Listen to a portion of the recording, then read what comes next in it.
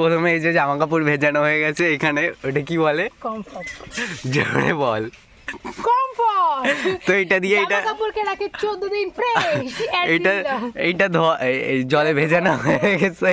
আচ্ছা বলতে গিয়ে আর এই যে জামা কাপড় কাচা হচ্ছে, আর ওই যে জল কেচে নিয়ে দেখা হচ্ছে। না রাইতে মন আর না খাওয়া দাও না আছে ওর যদি পাঁচ যদি বাড়ি না থাকে আমি তো হাগা চাপাই করি কি রাইতো তোমার কি তোর মত তো হাড়ি আমার তো পাতা মুটা তোর মানে হাড়ি কাইলো মনো গরম না মা আমাদের সংসারে কাজ করতে হবে বাড়িতে হবে কি এই ঝগড়া করতে আইছি আমি যা আমার কি মুখ আবাই। তো এর জামা কাপড় কাচা হয়ে গেছে, এবারটা রান্না হবে। তো কি রান্না হচ্ছে সেগুলোই তোমরা দেখতে থাকো। এখন ওই যে রসুন ছুলছে, তারপরে মানে মশলা করা হবে, তারপরে রান্না হচ্ছে। কি রান্না হচ্ছে তো তোমরা দেখতে থাকো। তারপরে সয়াবিনগুলো ধুয়ে ভেজে নেওয়া হবে। তো আর এই যে মশলা, আর তোমরা দেখতে থাকো পুরো ভিডিওটা।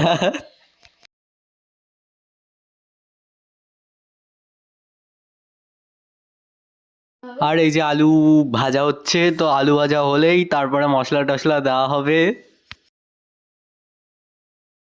এই যে এখানে সয়াবিনটা ভালো করে ভাজা হচ্ছে, তারপরে কড়াইতে একটু তেল দেওয়া হবে। তেল দেওয়ার পরে মশলা টশলা দিয়ে তারপরে ভালো করে মশলাটা কষানো হবে। কষানোর পরে তারপরে জল ঢেলে দিয়ে মশলা।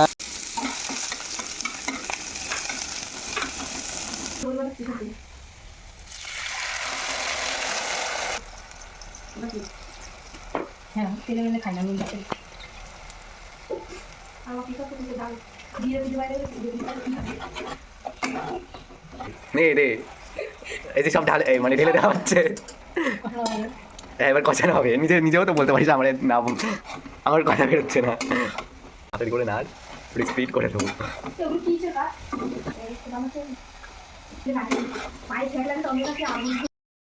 তো গাইস রান্না বান্না সব কমপ্লিট, আর আজকের ভিডিওটা এই পর্যন্ত। দেখা হচ্ছে নেক্সট ভিডিওতে। তুই কিছু বল। বাই।